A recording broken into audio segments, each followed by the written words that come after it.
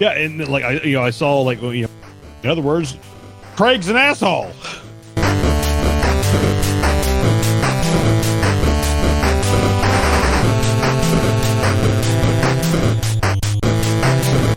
I would say that is the gaming job you don't want to get.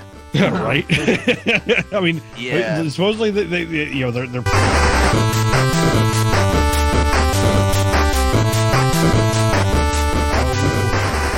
Hello, Craig, you son of a bitch. And hello, everybody. Welcome back to the Retro Reds Retro Gaming Podcast. It has been a while. We'll get into that. I am Al, and wait, this is episode 74? 74. Then I am Al. I'm Nick. Wow, man, it's been a little while. How the hell are you? A wee bit, doing good. Finally got my first shot of. I'm on Moderna, Team Moderna. Oh, very good, Yeah, I got my second one for Pfizer 2 weeks ago. Nice. A little over 2 weeks ago. So I am sort of safe, I guess. Yeah, it's sort of safe. It's like a little safer. Safer than I was a month ago. Right. How'd you do with the first round? First, I mean, like as everyone said, it was like any other vaccine or cold or flu shot. Like it was definitely sore for a good like 48 hours. And here's in like I think the first 24 hours, like it really is like whoa. Just like felt super sore, but yeah. But other than that, yeah, like no other problems, no issues. So it's like okay, gotta wait, a little less than a month now, then get the second shot and go from there. That's awesome, dude. Anyone in the family able to get it yet, or?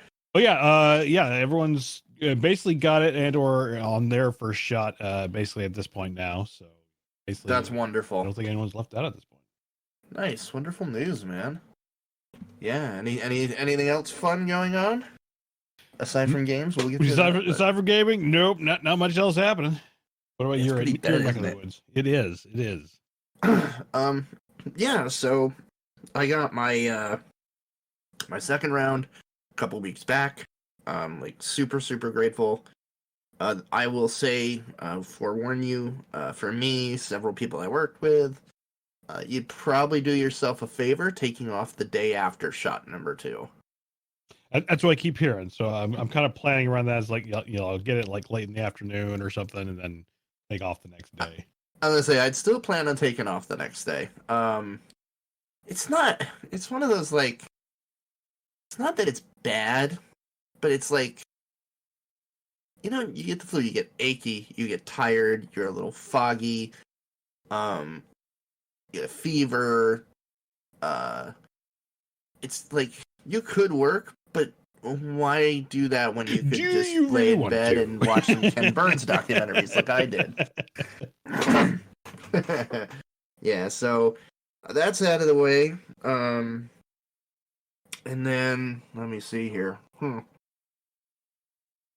It's, life is good, kids are good, they're back to school full time.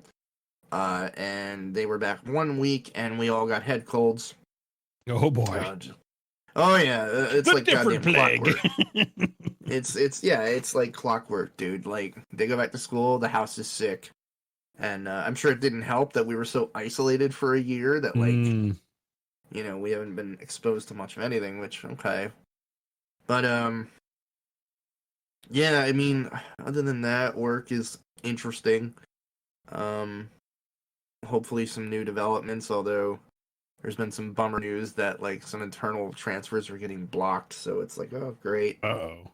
Yeah, it would suck. It would really suck because this would be a big step up, and if they think I'm capable of doing it, like it would be awesome. So I'm gonna keep my fingers crossed, keep busting my ass, and hopefully I get through the interviews, But let's see. That aside, before we get into games, I've been on a Ken Burns kick, thanks to the vaccine. I just watched the last part last night. He did a documentary on Ernest Hemingway. Huh. And it's Ken Burns, you know what I mean? So it's like, there was even actual moving people, not just panned pictures. the burns effect. It's really good. Like it was interesting. I learned a lot of stuff about him I didn't know. And yeah, other than that, fuck it, let's just get to games. That's the important thing. Oh man, there is some really cool stuff on Game Pass right now. I mean, well, let's talk about you first, because there's one where we'll converge for sure. Sure. So, kind of getting into, and I'll kind of comment on a little later, but No Man's Sky has released season 1.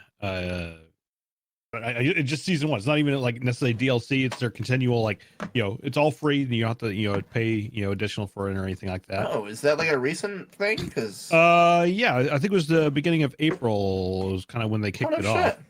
Oh man, and it's very much like if you've played Diablo 3 or like the Apex Legends type season, where it's like just playing the I say more like Diablo 3 in the sense that you have to start a new and then there's like season goals. Yes, there's season goals, and you go along and you get all this stuff, and at the end of the season you can keep going with that save. That's fine, but the idea is that they'll have season 2, and again you'll spin up a new save altogether and go through it and get new stuff. So it actually kind of breathes a little life into it. Obviously if you're very well versed in No Man's Sky stuff, like you can kind of like breeze through it. But for me, that's kind of like dabbles, and it's actually a nice kind of return. It's like, okay, I'll take it from the beginning again. Like obviously they've been adding a ton of stuff. Oh, dude, they added a shit ton.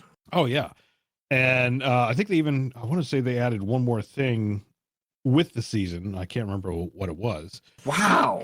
I gotta get this. But yeah, it's still well worth like checking out again. Just dabble in the season a little bit. Again, check out all the crazy stuff that's happening with it. And again, they're still pushing stuff forward. You can do the multiplayer jump out. I know that's been in for a bit, but it's still cool to be able to do. Yeah, I mean, the season thing is not something I would have thought about for that game. Me neither. But it's like, now that you mention it, it's like, that's genius. Like, that would really work. Yeah, and it fits its play style of like, it's like, again, you can just play it how you like, and more or less it seems like you can get almost everything just easily playing game. Nothing's very difficult to get in terms of like these little objective bonuses. So it'll kind of take you through the achievers that are already there. So it'll be like explore a planet, jump to another planet, find a black hole, cool. Things like that, and you'll get like little mission patches and rewards out of it, like I said, and that's super pretty good cool stuff. Yeah. Well, I'm gonna have to grab it. I have it, I just haven't downloaded it. You just dabble in it again. Exactly. Yeah, my kids love it. My girls love the older girls landing on a planet and just scanning new animals. Exactly. And like, just getting them into their little catalog, and they say they're collecting them. I'm like, cool, have at it. Space Pokemon. Yeah, very cool. What else? So I think about 3 weeks back now, or maybe 2, I saw Deliver Us the Moon was leaving the Xbox Game Pass. Like I do like the fact that they alert us like these games are about to leave. And most of the time it's like, okay, yeah, it's like whatever, the game doesn't really interest me. But Deliver Us the Moon came up. I was like, oh, I didn't realize that was on the store. That's the one I talked to you about a long time ago. I think you did, and I never got around to playing it. But it's like, oh, it's leaving. I gotta play it now before it leaves. And, how great was that? Oh man, such a great little game. It has a cool little story to it. The visuals, like fantastic, like really, really stunning looking, and just fun little puzzles to it. And I thoroughly enjoyed it. It was like I think about a 8-hour adventure, more or less. Yeah, about that. 8 to 10-ish. The opening sequence was probably one of my favorite things ever. Like the opening thing you do in that game. Yeah, you launching the shuttle essentially and all that, and just kind of wandering around. That was so cool. Yeah. And again, it's kind of like one of those came out of nowhere. Didn't know what to really expect out of it, other than like I knew it was space, involves space and whatnot. Yeah. Obviously the moon. Yeah. But it's like, it was well worth my time. I'd say if it comes back on Game Pass, or if it comes up free on any if it's like Epic Game Store or whatever, like I'd say it's well worth the time to play it. I'm gonna. I think that might have been one I wound up buying, and it's one of just because I enjoyed it so much and was afraid it would go away before they gave you the warning. I think I might play that one again. I loved that whole beginning sequence, launching the shuttle. The storm is coming. Yeah. And it just, I don't know, man. I got so immersed in that one scene, and I was just like, woo! Like, it was cool. It was real cool. Yeah. Yeah, so playing that, and then the last one is, obviously it's been out for ages. Actually, some DLC just dropped for it.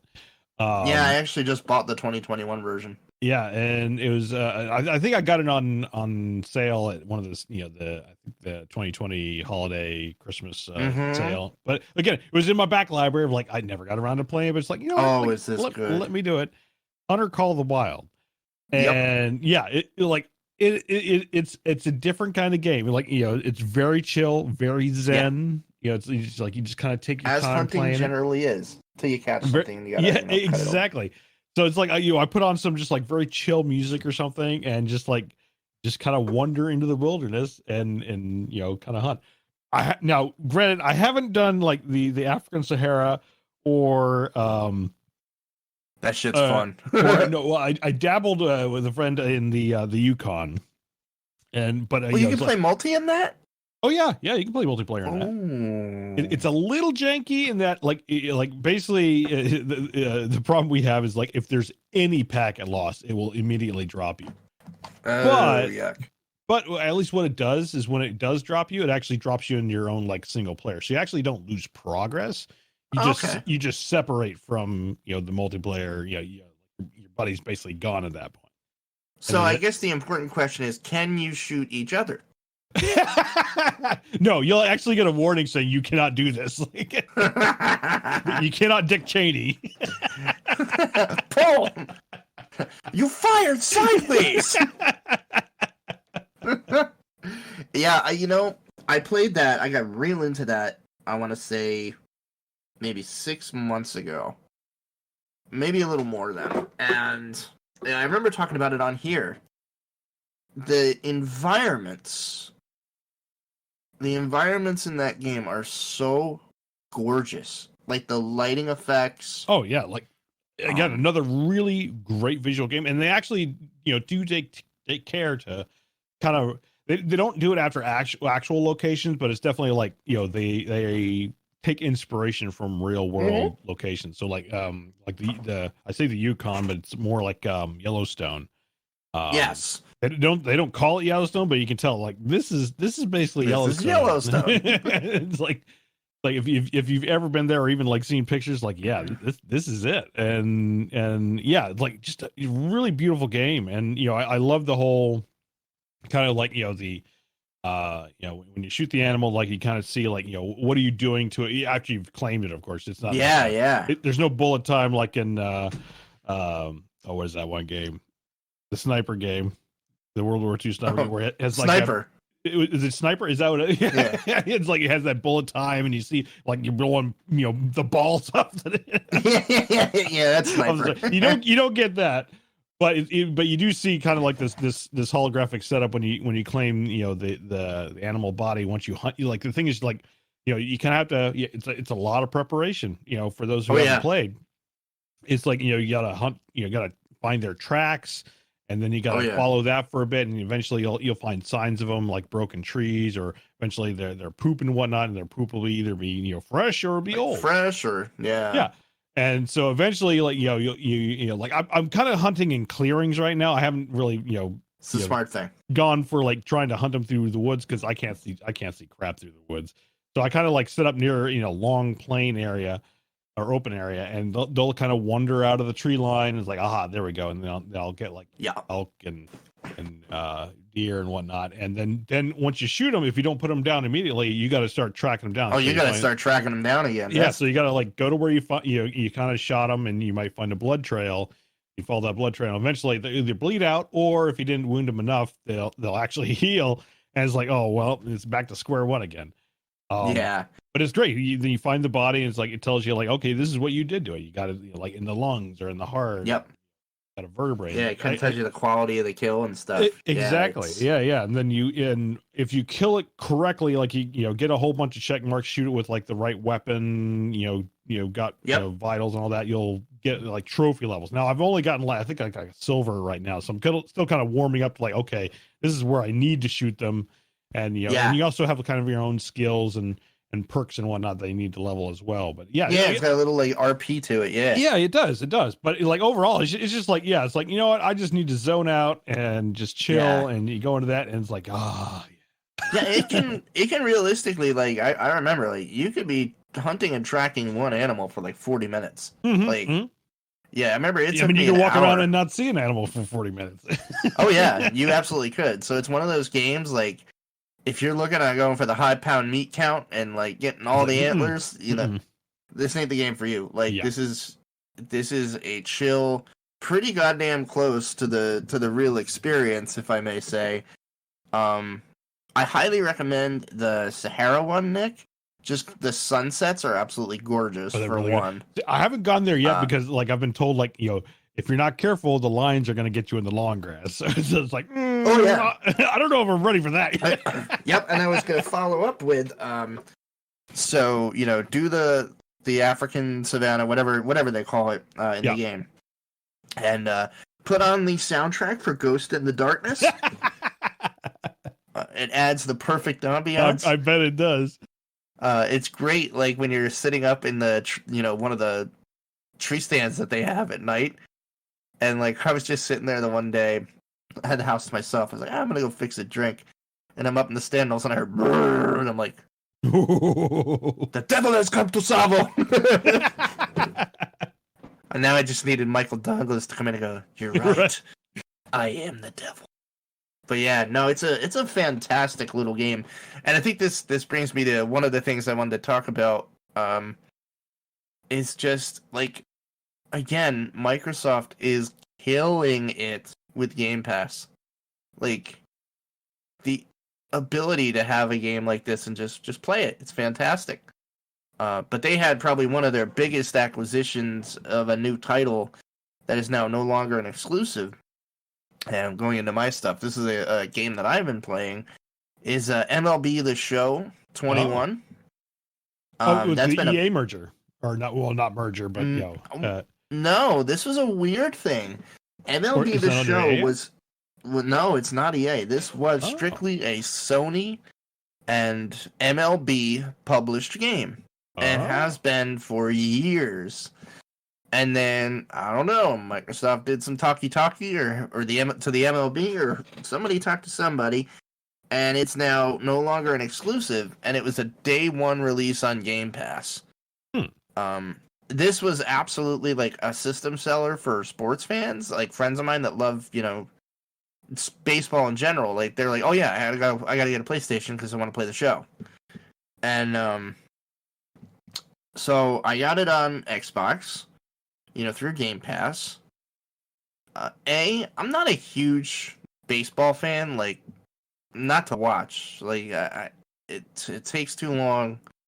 And I know that's, like, silly to say, but it really does, like, for the time that I have in a day. But the game really paces it well. And it's like, I'm doing it's called Road to the Show, which is basically your career, with a player that you create. And you start, like, in the minors. So I'm playing for the Reading Fightin' Phils.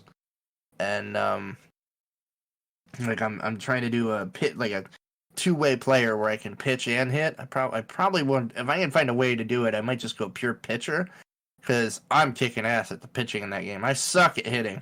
I don't know if I'm just old and slow, but I can't quite get that down. I might have to watch a walkthrough or something. But pitching, I just pitched. I almost had my first no-hitter. I was down to the 9th inning. I had like 15 strikeouts, and then a bunch of like, and a bunch of like pop flies that were caught, in the field. And I was down to the last guy, and I just fucked the timing up a little bit on my curveball, and it didn't curve enough, and he cracked it just hard enough to get past the first baseman. I was like, fuck! And then, like, the commentary guys were like, oh, no, and there goes that perfect no-hitter. I'm like, shut up! Like, I was so mad. But it's beautiful. It's a beautiful-looking game. Loads of fun. There's tons of features I haven't even really messed with yet. There's, like, a retro mode, apparently, that looks like an older, Nintendo-style game. Maybe not Nintendo, but, like, previous gen game. It's good. It's solid, and it's on Game Pass. So, like, even if you're not the biggest fan of watching baseball, but you like playing, like, the baseball games, it's totally worth a look. I've also been playing a little hunter called The Wild. It's just a weird coincidence. Yeah, I was just like, I could use some calm, some zen.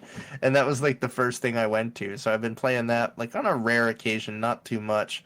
But I'd say the majority of my gaming in the past month has been pretty much completely consumed by Paradox games, mainly Crusader Kings 3, which I have hundreds of hours in at this point. I can't stop playing. It's just such a good game. And then Stellaris released their latest expansion called Nemesis. I think I saw a tidbit of this. Like, yeah, what's the deal on that? It's fucking awesome. So, they did a bunch of revamping on a lot of the systems, and I think this stuff came as part of the free update. Like, they revamped how First Contact goes. Like, you create, you choose your race or create one from scratch, and everybody starts at the same point. Most everybody starts at the same point, where, you've got space age and you've just invented faster than light travel. And now you're sending out, like, your first science ships to explore. And in the previous versions of the game, you'd spread out, you'd start scanning other systems, you might colonize a planet or two that, is habitable for your species. But eventually you'll hit the point where you will run into one of the other, races in the galaxy. And then previously, you would just bump into them and it'd be like, ping, and they'd come up on, hail, and you just start talking, and all of a sudden you'd know all about their territory. You'd see, their territory be revealed, their stance towards you would be fully revealed, just very gamey. Right. So Nemesis reworked that to where, like, you'll be in a system survey and their ship might pop by, and it's like all of a sudden there's like a pop-up that says, like, you're getting, radio signals on your sensors, and there seems to be, like, odd phrases that are repeating, and you basically set one of your envoys to start, like, studying the signal and start trying to decipher it. And it's like, then you start to understand, like, the tone of it, you start to understand the language, and there's, like, multiple phases until you actually talk to the new race of aliens. And it becomes, like, depends on it, like, are they a Klingon hostile race? Like, that gets real interesting right off the bat. It's like, oh, we're not gonna get you now, but no, we'll absorb you later. Or they'll be like, fucking, there are some that are just like, arm yourselves, we come to conquer. So they reworked that. They reworked all the espionage system, and it's really, really fun now, where, like, you'll have, you can send an envoy as a spy into, like, say after you made first contact. That's great, you could talk to them, but you basically know whatever territory is nearest your empire. You can see, like, where their border is on the map. You know nothing else about them. And so you send your envoy spy, to start building a spy network, start gathering information. You'll eventually start learning about, like, their system of government and how powerful is their military force. And then, like, if you want to do it, you could start, like, sabotaging them or getting them to go to war with somebody else by planting evidence. Like, it's crazy. And that's just two systems. But the big rework in Nemesis is for the end game. So, like, with Stellaris, you have, like, 3 phases. You have the beginning phase, which is the exploring phase, surveying new systems, tracking down, like, information on these, like, huge precursor structures and derelict ships. Then you have the middle game, which is, like, you're expanding your empire, you're battling against other empires to expand, your empire, right, or doing it through alliance and trade or whatever. Basically growing your empire. And then you get to the end game, which is called the Crisis. And this could take a lot of forms. It could be one of the ancient precursor like fallen empires that you run into. Because you'll run into these where like they have like the big Dyson ring city in the middle of space and technology that goes way beyond what you're capable of. Like even in the later stages of the game, that just decide they're not bored anymore with life and want to conquer the galaxy again. And you basically have to work with pretty much anybody that's willing to pick up guns and join you to defeat them. There's like, depending on like if certain empires go with like more and more artificial intelligence, it could trigger an event where their machines become sentient, self-aware, and not just that, but start demanding their own government, their own representation, and then all of a sudden, now you've got a race of machines that are just bent on destroying humanity. Right. And that's there's a bunch of different crises, right? And then Nemesis allows you to take two paths at that point. You can either choose to become like the galactic custodian, defender, and build, a federation against the crisis, or you can become the crisis. And you can become the endgame villain. From what I understand, one of the technologies and ships you can pursue is like this Star Devourer, which will give you some kind of material, like there's some endgame material to where you can build this ultimate thing, and you'll basically control everything and nothing can stop you. And like you'll literally like eat stars and destroy entire systems in the game, just wiping out whatever planets are there. Like I haven't gotten that far. I'm really excited to try it. I'm super intrigued. Oh, dude, Stellaris is a fantastic game. That's another one that has come a really long way. Oh yeah, I have Stellaris, so like the fact that this DLC's out, I was like, oh, this is sounding. Oh yeah, grab Nemesis. I'll give you the list. Like if you don't have all the DLCs, there's like a couple must grabs. I mean, you can see it on the Steam review. I mean, I'd honestly recommend like all the major expansions. It might cost you like $50 altogether, but like all the major expansions are awesome. Like they're fun to play. But then there's like flavor packs or species packs. I'd say don't bother with that. But yeah, so I've been having a ton of fun with that. And then I've been trying my damnedest, because I've got all the DLC for it, and there's a new one coming the end of the month, to learn how to play Europa Universalis 4, which is the Paradox game that takes place after Crusader Kings. And you can actually export your Crusader Kings 3 game with a mod into Europa Universalis 4, which takes... Yeah, and so, like, but EU4, like, Crusader Kings 3 starts in the Viking invasion of England time, so, like, the 800s.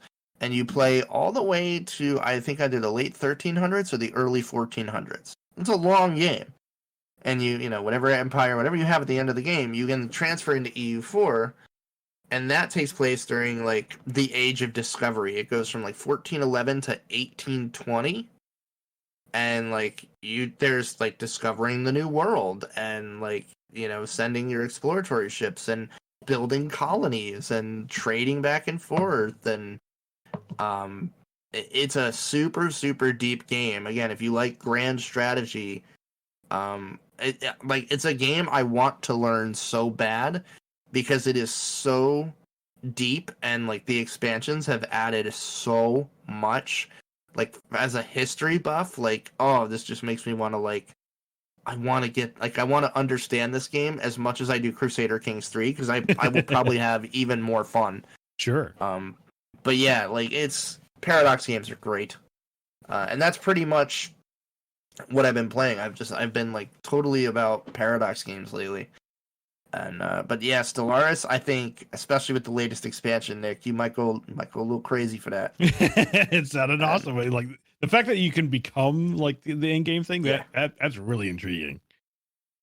It's definitely really cool. I've watched some videos, and I'm just like, oh my god, that looks amazing. And, like, I was watching one of the Paradox guys play, and it was getting pretty well into the crisis, and they're just moving this humongous fleet through the galaxy, and it just like even Emperor Palpatine be like, well, fuck this, let's get out of here quick. Like, it's wild, man. Like, it's a really great game. So I'm gonna be working at that for sure. I guess the reason why I've been diving into all that stuff is because there's really nothing new aside from the show. Yeah, like I mean, we kind of commented on, I think last time, it's like we're in this weird doldrums where it's like, it's unless something comes out of left field or something, it's kind of like time to work your way through the backlog. Yeah. And to make matters worse, I love that you highlighted this. I think the only game coming out on time so far that we've been anticipating, is Hood, the new Resident Evil, and Subnautica 2. Yeah, everything else is delayed. Yeah, I mean, and that gets into our next thing. Like, I mean, delays are nothing new within the gaming industry. We're all kind of used to it, and obviously, 2020 definitely like kind of really kickstarted a large volume of this happening with COVID and all that. But the thing is, it's still going on, and we're seeing kind of like the downstream effects of it. And I think 2021 is very much going to be get used to it. The year of the delay, we saw a lot of things pushed back. Things are being pushed back even further. I think even kind of what people were seeing, whether they're looking at something like Cyberpunk or any other the recent games that had a kind of a very, very rocky launch in 2020 or even recent years, like whether they're looking at that and saying like, oh, you know what, let's put it back in the oven for a little bit longer, or whatever. It's like we're seeing a ton of delays. Kind of kick off some of the ones that I've been keeping an eye on. Sentry, the Dragon. So bummed about that. They were going to be releasing, I think, this week, at least in early access. This week. They've actually delayed that early access. The release time is unknown at this stage. They just sometime later this year. Which sucks because that was fun as shit. Yeah, it was fun. I was having a blast. Now I wonder if it was maybe something with like the connectivity, because I did notice on some of the games I played, like people would kind of warp around. So it was like, I saw that too. Is this a bug or a connection issue? So hopefully maybe that's part of what they were kind of working out and ironing out. And again, like it comes up every time a game gets delayed, but I think it is absolute truth. The Miyamoto quote that a delayed game can be good, but a bad game will always remain kind of that bad game. Now that being said, we've obviously talked about like No Man's Sky, like it launched a bad game. Like it was just like there was nothing there. It was terribly broken. You could say what you want in terms of like either false advertising or just didn't have kind of what it was kind of trying to promise, but they pulled themselves up by the bootstraps and have moved forward. And now it's like today, it's a fantastic game. It's a game. Yeah, I was gonna say they not only delivered on the potential they promised, they've gone above and beyond. Way anything beyond we thought that this game would be. So they're like the best success story ever. But yeah, it's like, oh boy, like some of these like New World looked interesting, but isn't that the one you said you played and you were like, meh? Yeah, like I'm still keeping an eye on it because apparently from the time that I played it in the alpha state to kind of what it is now, it's shifted slightly. I'm keeping a tentative eye on it. I mean, it is a PvP centric game, so it could go either way in my book. But I'm keeping an eye on it. But that was supposed to be releasing here in the spring. It's now pushed to August. The Lego Skywalker the Cyberpunk DLC is moved to later in 21. I mean, I think that goes without saying. I think they're very, very seriously evaluating how they're releasing stuff going forward. I mean, there's even I don't know if we talked about it last time, but they're reevaluating now. They haven't said they've canceled, but they're heavily reevaluating their multiplayer. The multiplayer option on it, of Cyberpunk. I do hope we eventually get it because I think like a GTA style Cyberpunk game would be hella awesome. I think it would be great. Oh, it would be great. But it does have to hit the mark. Like, I mean, granted, for me on PC, I didn't have too many issues, but there was a lot of like, by the time I got to the end of the game, it felt horribly unbalanced in my favor, in player favor. Yeah, to me, and it's like if their multiplayer is just deathmatch, like please don't bother. Oh yeah, no. Like I'd like to see a GTA style Cyberpunk. I think that'd be a great world to have that. Yeah, that'd be a lot of fun. That's what I would like to see. But that, I mean, that's probably years off. Like, you know, we know we're getting like the single player DLC stuff, you know, as part of their roadmap. But obviously that's delayed.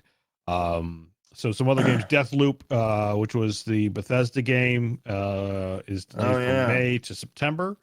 So I was intrigued by that. The Lego Skywalker Saga, it was supposed to be part of the May the 4th release, you know. Right. And that's now an unknown date later this year. And again, like you can actually look it up. There's plenty of other games. Like these are just like that kind of hit my radar of like, you know, keeping track of. But yeah, like many more are getting delayed throughout the year. But like I said, it's not all doom and gloom. We're still, you know, and as things get closer to their launch date, usually that's when you'll see them hit the mark. Yep. And so again, Hood is still on track for May, at least for early play. I don't know if they say early play, so I don't know if that means like early access or just like, you know. No, I think that's the one if you bought it. If you the pre-order play, is that what it is? Yeah. Okay. If you did the pre-order plus, you can get it May 7th. Resident Evil same May is also still like that's been a weird thing. They've been releasing a ton of demos recently. Oh yeah, and they're fun. if you can play them in time. Apparently they're a little bit timed. It's like yeah, you're gonna play a little bit. It's like you gotta have either like no life or you're right next to your computer, be able to get it real quick and play it. Subnautica, although that was again, Subnautica 2's gone through a couple delays, but it's maintaining its now May 14th release date. Yeah, that's been that set pretty well. Yeah, so looking forward to that. I'll tell you what is probably definitely going to hit its mark, because Mr. Fargo doesn't usually announce release dates unless they're close and certain. I don't know if you saw, but Brian Fargo and In Exile announced the Wasteland 3 Battle of Steeltown expansion hits in June. In June? Well, color me intrigued. Yes. I'm finally going back through that to finally try and finish my playthrough as well. Such a fun game. Such a fun game. I love that game. Like I love that game. Now, is it like a standalone, or is it like continue off of? No, it's an expansion continuing off the story. Okay, so you'll be able to kind of play with whatever character you've spun up from your first one. Yeah. Cool. Okay. I'm actually gonna pull that up and just be sure that it's getting 2 overall. The upcoming expansion, the Battle of Steeltown, it's one of 2 DLC packs coming to the game. It'll continue fleshing out the world. And they've added a lot more songs, they said. Which is great. The songs in that game are so fucking great. New combat mechanics, non-lethal weapons, more status effects.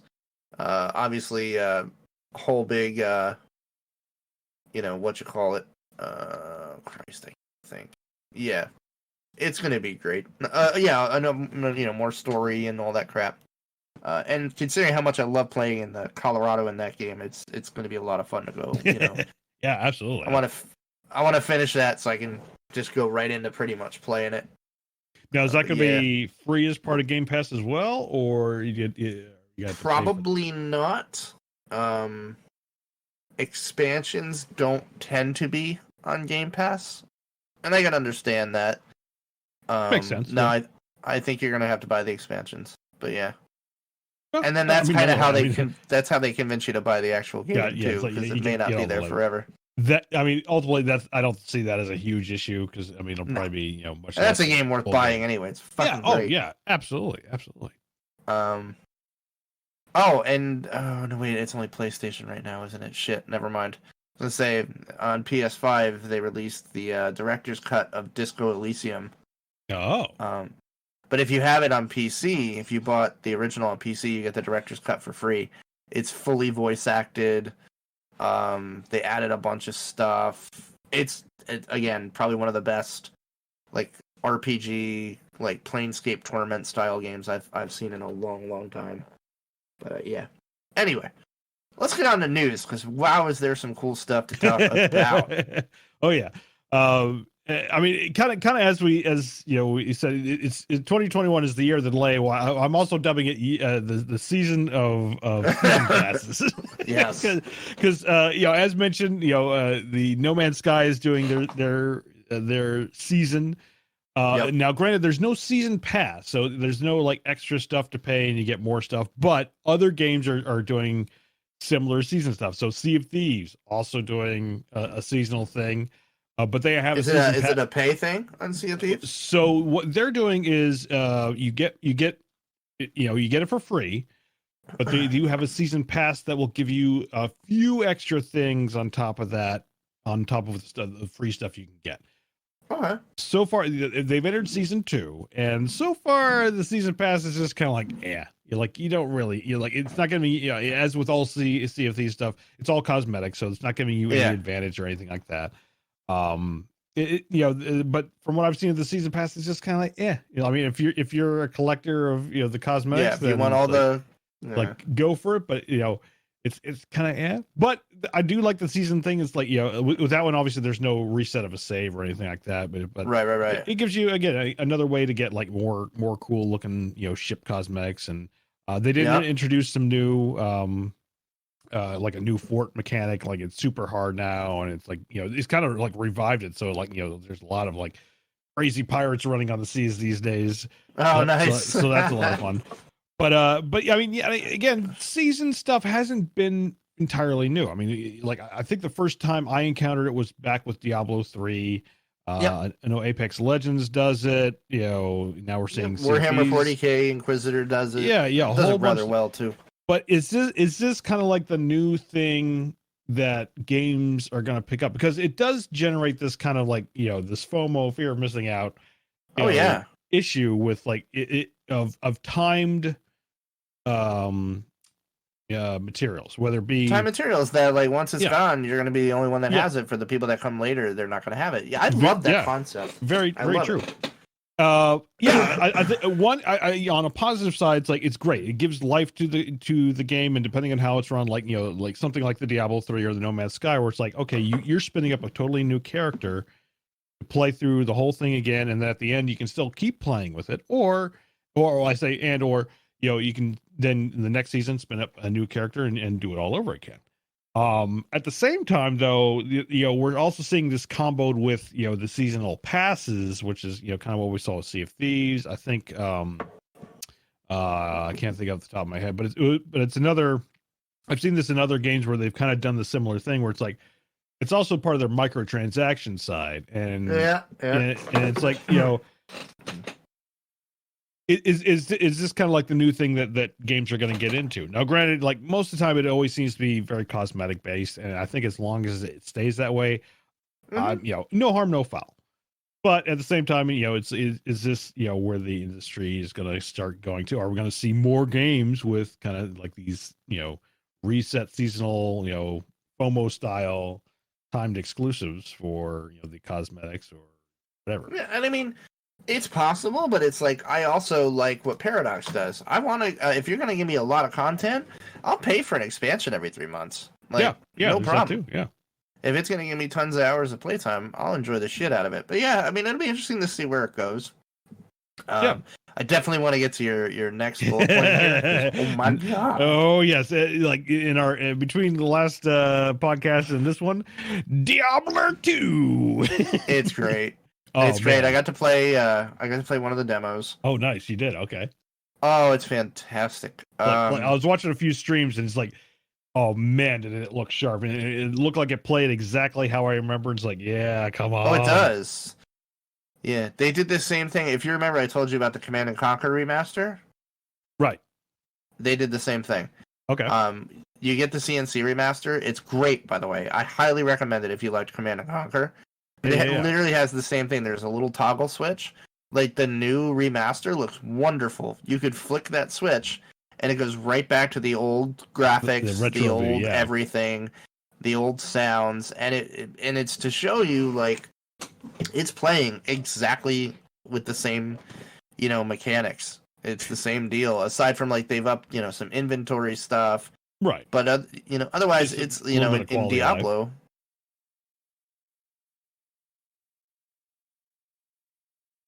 in Diablo, like, it's the I same. saw like, in other words, Craig's an asshole. Craig's a fucking piece of shit. All right, let's just try to get through this next news item. What the fuck? Fuck you, Discord. Questions like, which part is it getting? In other news, Jeff Kaplan, who was Blizzard VP and lead designer / game director of Overwatch, has not only stepped down, but he's leaving Blizzard entirely. Really? After 19 years. That's interesting. Aren't they working on like Overwatch? They are, which it begs a lot of questions. Now, I didn't have enough time to check in on this, but I don't know how much he was involved with necessarily Overwatch 2, or whether it's as part of the whole Overwatch process. But it definitely raises some questions in terms of where does 2 go. Now, obviously, another guy stepping in. He was probably not the designer on 2. They tend to, at least if he wasn't a lead designer. Yeah, I would think. Probably like it would be like consultant. Yeah, the equivalent of consultant without necessarily being that demeaning, but something along those lines. Especially from what we've seen and like the interviews with Neil and whatnot. It's like where it's like on sequels and whatnot that like they'll be consultants. Kind of like this is what we did on 1 or the previous one. It's like they won't necessarily be really the director or the head of the second one. So it'll be interesting to see where this goes. Obviously, this is kind of like not the first, nor will it probably be the last of the kind of like these major players leaving Blizzard. But it begs the question of like, where's Blizzard going? Yeah, like what does the future look like? Yeah, I hear that loud and clear. Yeah, it's interesting. Yeah, I mean, maybe he's gonna go off and do his own thing. I don't know. Generally, yeah, I don't know. He's probably gonna go start a company or something. Well, that's the big question. Like, what is he gonna do next? Certainly, like I would think he might be someone to keep an eye on. It's like, okay, what would be his new project, if anything? He hasn't mentioned anything, or anything like that. Usually these kind of departures, you never really know where they're going to, unless it's like super, kind of like, oh, he's going to Nintendo or something like that. It's like, but yeah, mad respect for Jeff Kaplan.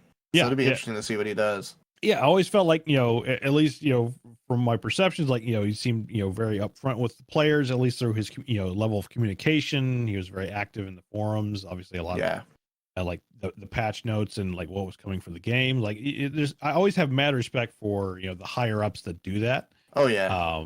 That they get involved. He's always been on the level. I always liked him. Yeah.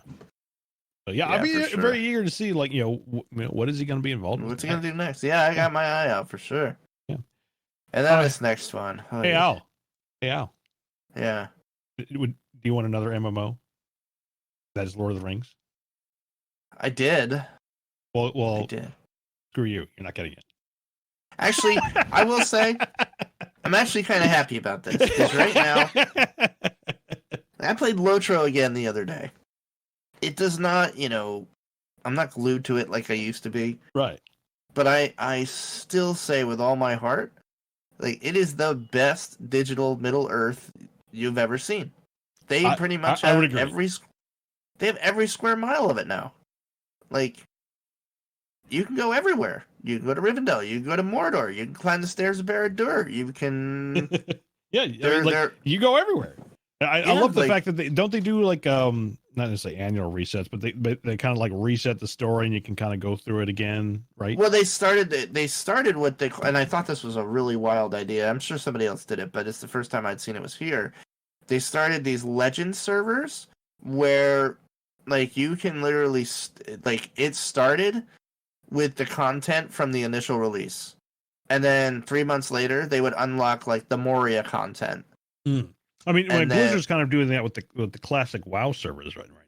Oh, are they? Yeah. But yeah, like they're going through like slowly unlocking just to give people the experience of playing it all over again.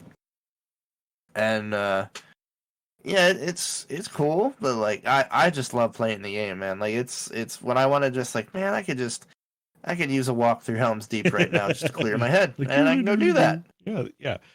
But but this is news to me though. Apparently, Amazon was working towards a Lord of the Rings MMO. And they had released some clips. They had released some stuff on it. It looked solid. Like I'm like, wow, all right, this looks pretty good. Yeah, apparently the parent company that was actually making, obviously it was all under Amazon, but the company that was making, Tencent was making it. Well, and they owned the company making it, I guess, or whatever. Yeah. But they were bought out essentially, and then the new one, they couldn't come to agreement with Amazon, and so. Yeah, Amazon and Tencent do not see eye to eye, and and so it's like, okay, so Amazon was like, never seen it again. You know, it intrigued me. It's like I didn't even know they were working on this. But again, you kind of put it in another tick mark that is another game that Amazon cannot put out. like I feel like they're just it's been a rough road. Like I mean, New World is really the only one that has I think potential promise right now. Doesn't mean that they aren't working on others, but it's just like, man, it's just like they're having a rough go at it. I would say that is the gaming job you don't want to get. Right. I mean, supposedly they're paying good money, but it seems like they're just throwing money at the problem and not really, there's no heart behind it, Yeah, dude. I mean, look at Crucible. Crucible. That was like their Overwatch. True. Yeah. And they released it. It bombed horribly. Then they took it off and made it a beta. And then closed it 2 months later. Like, oof. It doesn't get much worse than that. Yeah, exactly. Oh, man. But yeah. So, yeah, I agree with you. Will we ever see them put out a not even a successful game, but a game? Just a game. I mean, it's kind of one of those things like, I kind of want to see them succeed. I would love to see that. I want another major publisher in the mix. Yeah, it's like they would be a powerhouse to be reckoned with, but it's like they kind of need to cut their teeth a little bit, Yeah, they got to cut their teeth. Like the fact that I think they decided to really jump into these, very well tested genres. Like I understand you want to make a splash, but like you don't release your first game and try to compete with Overwatch, right? Like, yeah. And offer nothing new. Like it was Overwatch. Like, and you're trying to do an MMO after that. Like, I'll be honest, man. I love MMOs, but I just don't see how they're feasible with like modern engines. Like you could make a retro style MMO like with like a Lotro engine and stuff like that nowadays, and a company could still run that. I mean, the people running it now, Standing Stone Games, are like former Turbine and former SOE employees, I think. But it's like, it's a small team, dude. Like I hang out with them on stream. I know half of I know the community manager, like the developers by name, and like they're making money. It's a free to play model. It doesn't cost much to run anymore, and they're adding tons of content. Like that's the only way you're gonna do an MMO, and like unless you're Amazon, but then you gotta know, man. You gotta have people that have made MMOs. You gotta have experience. You gotta have somebody with vision. Like that's a hard candy bar to chew for your first major release. I would not do it. Yeah, I mean, I feel like it's kind of the same problem that you see with like as weird as it sounds, the movie industry. It's like if you're dealing with something new, it's like you got to go more low key because unless you're dealing with a huge IP or something, it's really hard to make that money back. Yeah, it's super tough. So I don't know, like especially in this day and age with an MMO, like you really gotta have something special to convince people to pay that monthly fee. And I mean, you got like powerhouses like Final Fantasy 14, but like you just gotta have something different. And I don't know if they had it. Maybe that's why they canceled it. But, yeah, could be. Yeah, I don't know. But on that note, let's move on. Did you get to play any of the game of the month? No, I did not get around to playing that. I meant to, but never got to it. I'm still playing that. That's a really fun, sit down for 20 minutes and jam through a Indiana Jones style trap filled dungeon, and try to get to the end boss. It's a wicked fun quick pickup game. I really enjoy it. But yeah, it's definitely recommended. We do have a voicemail tonight. I will just preface this with Los. I don't know if you were calling from the middle of the woods while playing Hunter Call of the Wild, or maybe the moon. But you sound like you're either. We'll say we got a call from Los, our friend Los, from the Talking Place while on vacation in Siberia. This was in answer to what the hell was the question even now? Give me a minute. Because this was the old question of the bye week, and I want to make sure I get it right, because it has been a while. And let us find... Where is my... Alright, we'll go to the main podcast account. Oh, I liked your setup there, Nick. That's beautiful. Looking at the Twitter post you have there. Oh, yeah, with my space shuttle there. Yeah, that's nice, dude. That was a fun build. I got the Lego Discovery Space Shuttle. Big fan of NASA stuff, and they just released that. And yeah, such a fun little build. Yeah, I was say that looks really sweet. Was that the question? The all-time favorite game designer? No, sorry. Here it is. What classic video game have you gone back to play again and realized it was way harder than you remember? This will be fun. All right, let's hear Los.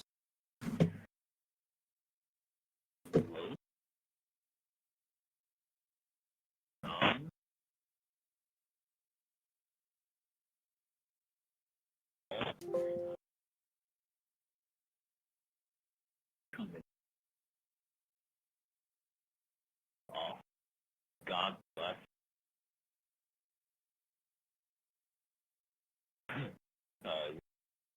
Learned that about 3 days without fun. I glad about it. Good. Good news is we knew it. It was free. He called you a guy.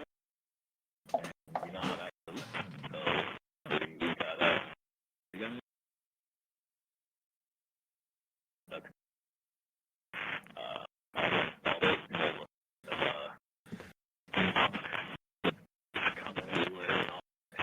All right, so I'm gonna. It looks like the transcript might even have done this a little better than you, Lo. So we're gonna rely on Google.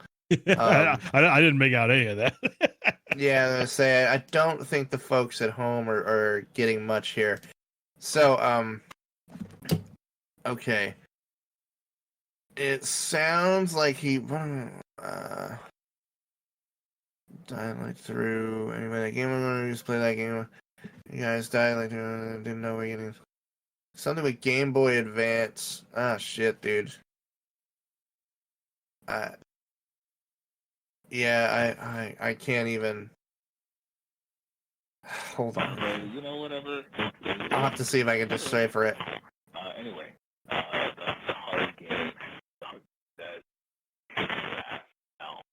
Go with Marble Madness. Okay. Marble Madness? Is that what that was Marble Madness. Now we can have a conversation. And he said, but yeah, that's fine, so I'm going to go make love to my wife. So go make love to your wife. But yes, Marble Madness, that's a really good one because I was one of the first Nintendo games that I had. I had the original Marble Madness on Nintendo. And that's a damn hard game. Like, that is a really, really hard game. And I'm just going on what I remember from childhood. Basically saying, there's no way in hell I'd even put myself through feeling as old as I am by trying to play that again. That's a game well known for its challenge. I think I remember beating it one after many hours, mind you. Finally Yes. beating it once and realizing there are only like 6 levels of the thing. Like It's a short game. It is a very short game, but it's like I remember like I would spend hours like on the first 2 levels just like getting nowhere. Yeah. Yeah, it's a ridiculously hard game. I don't know if we had any save point responses. I think we might have had 1 or 2. I'll cruise on over there real quickly, just because it's been a little quiet, just because it's been quiet on my end too. Here it is. Oh yeah, so there's a couple good ones here. Travis actually picked mine, which was funny. Space Harrier. You ever play Space Harrier? It vaguely rings a bell. Hold on, let me look it up. I had it on my Commodore 64. It was a arcade game. That and Zaxxon were like 2 of my favorites from that time. And I played Space Harrier again, and it's like you're this guy with like a jetpack, and you can move. Oh wow! No, I never played this thing. Holy crap! Yeah, you can move in like 9 cardinal directions, and there is shit flying at you all the time. And I managed to beat the Commodore 64 one, and I was cruising the Internet Archive. This is actually what made me think of the question. About a month ago, and I went into like their classic game section, and there was Space Harrier. So I was like, oh shit! And I started playing it, and I was like, I fucking suck at this. Like, I was going back kind of cocky. Like, I remember going through the Mushroom Forest and kicking its balls in. And yeah, no, it's that is a game that just it will break you if you were ever good at it at one point in your life. Luke said any game that takes away a super basic core movement now just absolutely destroys me. He's like old school Doom without mouse look or GoldenEye. I'm trash at it. Oh, yeah. He's like, I used to be great, but now just nope. No, I agree with that.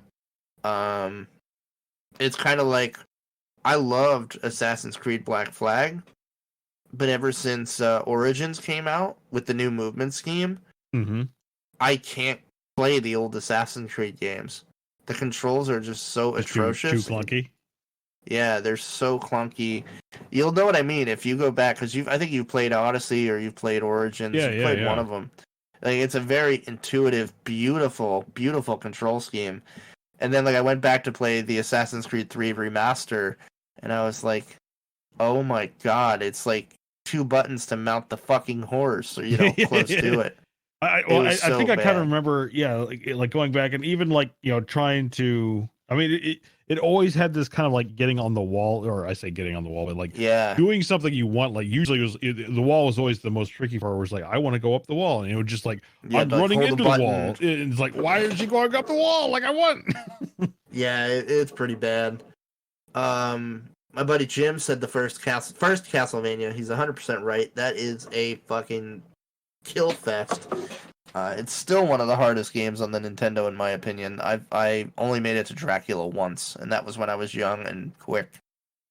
And then finally, AZ Rockslide, our buddy Eric, Dungeons and Dragons Tower of Doom. I was a part of a group at Arizona State who could meet at the arcade at the Memorial Union, hop onto this game, and not only beat it, but have one of us get through it on 1 quarter. When it released on Steam, I jumped on it just to learn I had forgotten all the timings and really need 3 other experienced players to even have a chance. I have that too from Steam, and yeah, it's a lot harder than I remember. How about you, Nick? What's your one of going back and going, oh my god? Definitely, like almost all the old NES. I mean, even something like as simple as like the Mario's, where it's just like it's like I don't remember the timings anymore. Like I get into like it's like oh man. But one game that always stood out to me that it's like I loved it way back in the day, but it's like I try to play it now, and I think it kind of suffers from the same thing of like you play the more modern variants or the genres where they've improved things so much, and you go back and play like this original old school, the original Thief. Oh my god! It is so hard playing stealth in that thing. Like the games today are so much more forgiving when it comes to stealth. And even then, Totally. I'm kind of like I'm especially bad on stream when I try to do stealth games. Like recently I'm doing the I'm playing Dishonored again. Game Pass now. I might start playing that again because Danny just did a new documentary on it, or is doing a documentary on it. Oh yeah, really? Oh, nice. Yeah, Danny's doing a whole no clip on it. I can't wait to see it. Yeah, but yeah, the original Thief, even the Thief 2, the same thing. Where it's just like, wow, this is super old school, brutal. And it's like, stealth was a completely different thing back then. Yeah, it's brutal hard. I played that not too long ago, and I was pretty good at the original Thief. I beat that one, but yeah, no, it's a brutal game, man. Modern, playing after modern day games. I think that's a common thread here. I think it's not that they're harder, it's just that modern games have become so much more forgiving in their mechanics. Like you can make a few mistakes, whereas a lot of these other games, man, you had to be on fucking point to get to the end of it. Yeah, I mean, either mistakes. I mean, like I think it's a little bit of both. Where it's like not only that, but I think today's games have become a lot more intuitive in action. Like there's a lot of like I say sub programming essentially, where it's like, okay, like the player's doing a lot more of what you want. Versus way back then, it's like, yeah, like you said, you had to be on point because there was no kind of like this, player assist. I'm not even talking about like aim assist or anything like that. Where it's like you had to hit that pixel correctly. Or like you're saying in Assassin's Creed, like you want to go up the wall, you can't just run at the wall like you can in Origins and Odyssey. You had to hit a button. Yeah, like if you're gonna jump over a fence, you had to hit the button. So it's like a lot of stuff was like that. I think you're right. I think it's just that the controls were way less intuitive, and you just had to know every pattern, every timing to have a shot. Very much so. I think so, yeah.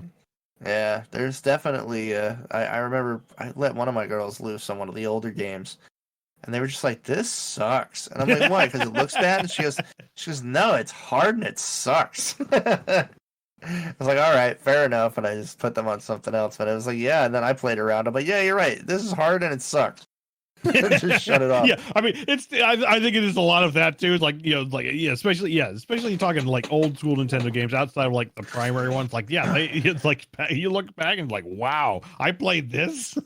And it's not like that. I rented this for 2 days and played it for all of those 2 days. Oh shit.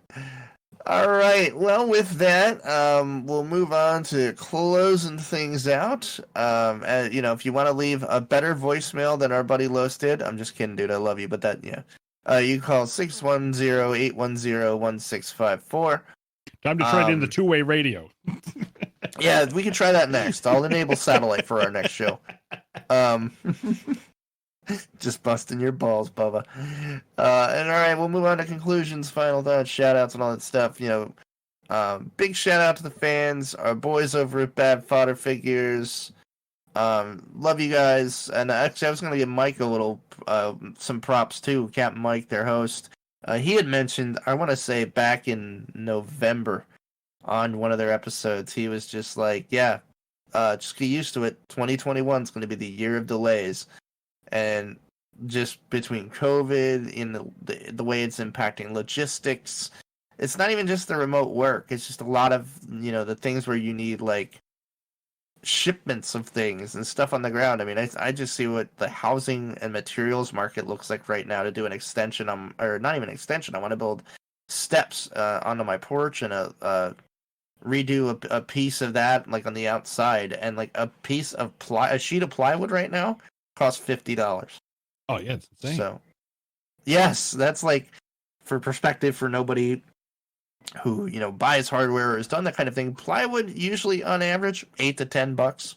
So just to give you an idea how bad things are. So I can see why there's probably delays for a lot of reasons.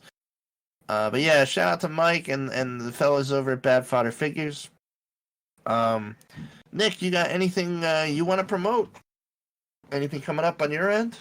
No, I don't think anything big at this stage. Yeah, nothing yet. All right, so then just come hang out with us on the Save Point at tiny.cc/savepoint on Facebook. You can email us, theretrorents@gmail.com. We're on Twitter at theretrorents. I am at retrorentsal. Nick is at Black Eagle Ops.